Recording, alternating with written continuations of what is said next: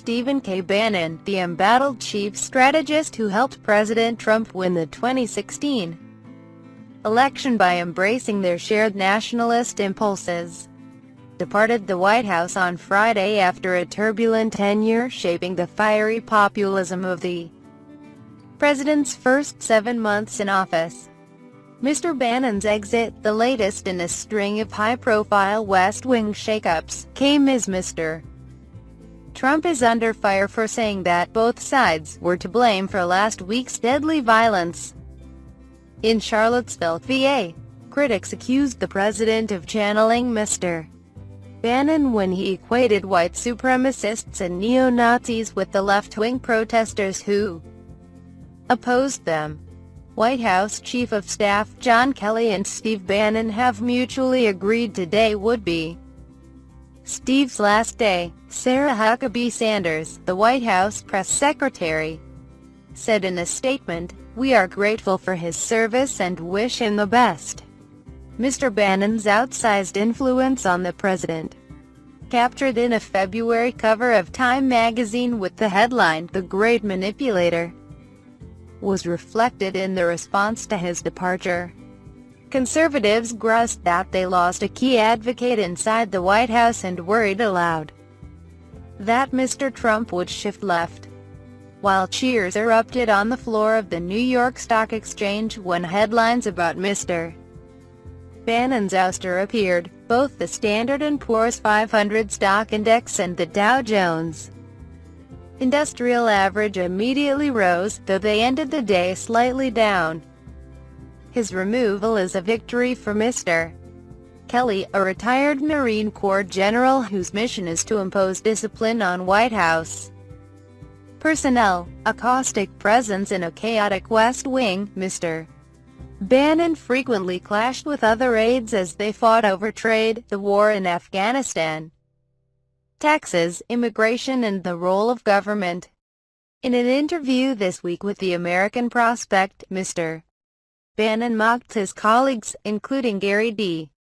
Cohn, one of the president's chief economic advisors, saying they were wetting themselves out of a fear of radically changing trade policy. Mr. Trump had recently grown weary of Mr. Bannon, complaining to other advisers that he believed his chief strategist had been leaking information to reporters and was taking too much credit for the president's successes. The situation had become untenable long before Friday, according to advisers close to Mr. Trump, who had been urging the president to remove Mr. Bannon. In turn, people close to Mr. Bannon also urging him to step down.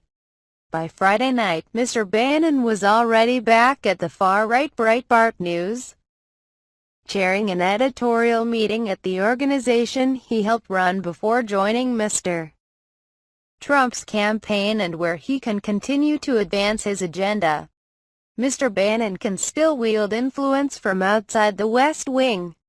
He believes he can use his perch at Breitbart, which has given a platform to the so-called alt-right, a loose collection of activists, some of whom espouse openly racist and anti-Semitic views, to publicly pressure the president. And he may still play an insider's role as a confidant for the president, offering advice and counsel, much like other former advisers who still frequently consult with Mr. Trump. Mr. Bannon had formed a philosophical alliance with Mr. Trump, and they shared an unlikely chemistry. Mr. Bannon has indicated to people that he does not intend to harm Mr. Trump, and he has promised to be somewhat reserved about other administration officials, including Jared Kushner, Mr. Trump's son-in-law and senior advisor, and his wife, Ivanka Trump, the president's daughter.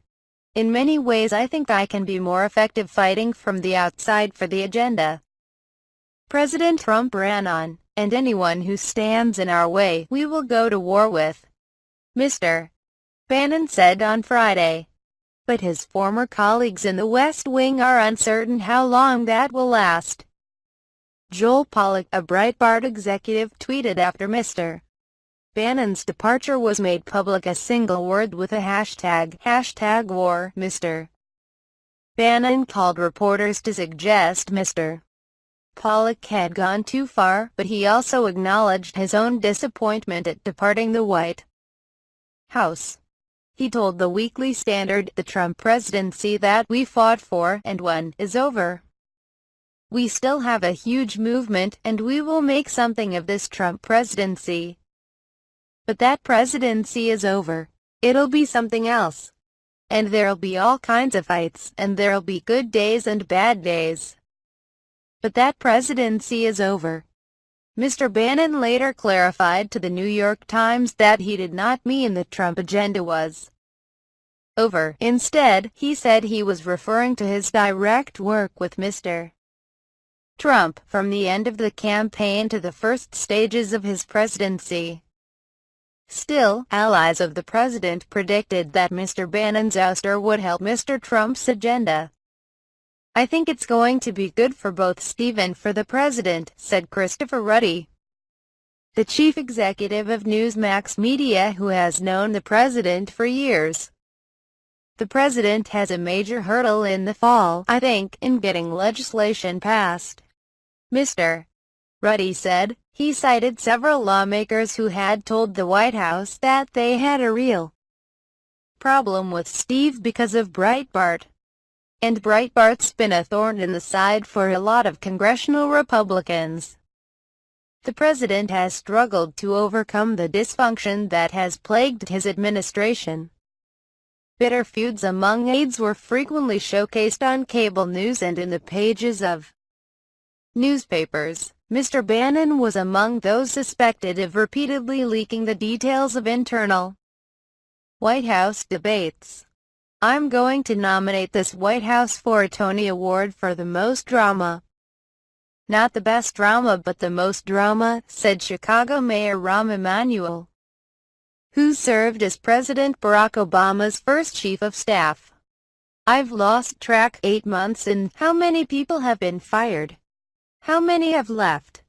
Mr. Trump's first year has been plagued by departures, including Anthony Scaramucci and Michael Dubke, both of whom served as communications director. Michael T. Flynn, the president's first national security advisor, Sean Spicer, the press secretary, and Reince Priebus, who was chief of staff before Mr. Kelly. The sense of chaos continued on Friday as Carl Icahn, a billionaire investor who was advising Mr. Trump on regulatory issues, announced he was stepping down from that role. And A.R. Bernard, a pastor on the president's Evangelical Advisory Board, quit, citing a deepening conflict in values between myself and the administration. By dismissing Mr. Bannon, the president loses the most visible avatar of the nationalist agenda that propelled him to victory. Contentious and difficult, Mr. Bannon was nonetheless a driving force behind the president's most high-profile policies, imposing a ban on travelers from several majority Muslim countries, shrinking the federal bureaucracy, shedding regulations, and rethinking trade policies by aggressively confronting China and other countries. He was also an opponent of Mr. Cohn, a former official at Goldman Sachs, and Dina Powell, the deputy national security advisor who had also worked on Wall Street. Mr. Cohn is a registered Democrat, and both he and Ms. Powell have been denounced by conservative media outlets as being antithetical to Mr. Trump's populist message. Mr. Bannon had become increasingly critical of Mr.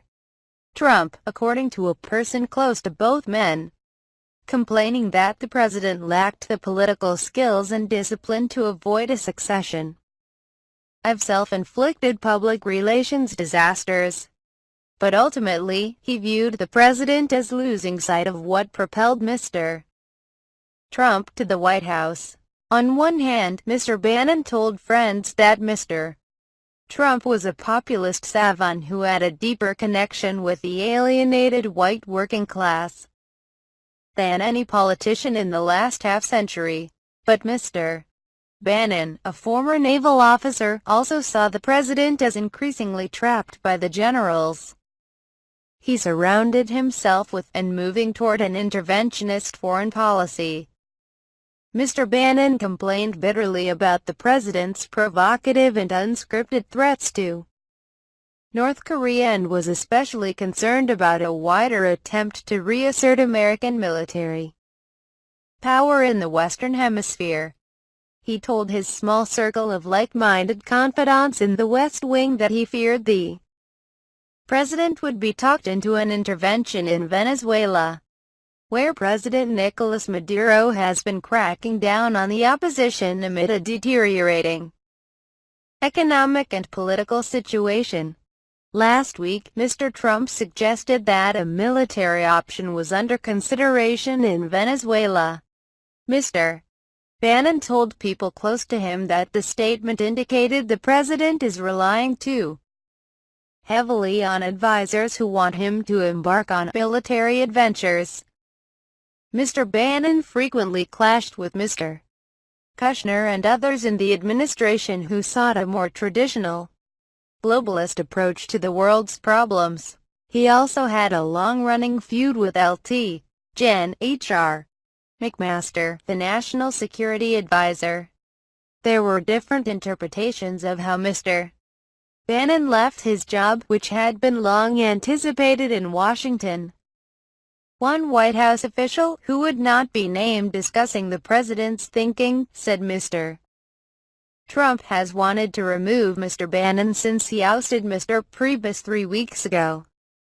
Since then, Mr. Kelly has been evaluating Mr. Bannon's status, according to the official. But a person close to Mr. Bannon insisted that the parting of ways was his idea, and that he had submitted his resignation to the president on August 7, to be announced at the start of this week, timed to his one-year anniversary of working for Mr. Trump. According to 3 people close to the discussions, Mr. Trump and Mr. Bannon agreed during the previous week that he would depart. But the violence in Charlottesville pushed Mr. Bannon closer to Mr. Trump. He encouraged the president to stand by his impulses in his response and, one of the 3 people said, sought to stay on longer. That became untenable after the American Prospect interview, in which he mocked colleagues, though he later said he thought was off the record. In it, Mr. Bannon also contradicted Mr. Trump's tough threats toward North Korea, saying, "There's no military solution here. They got us." Privately, several White House officials said that Mr.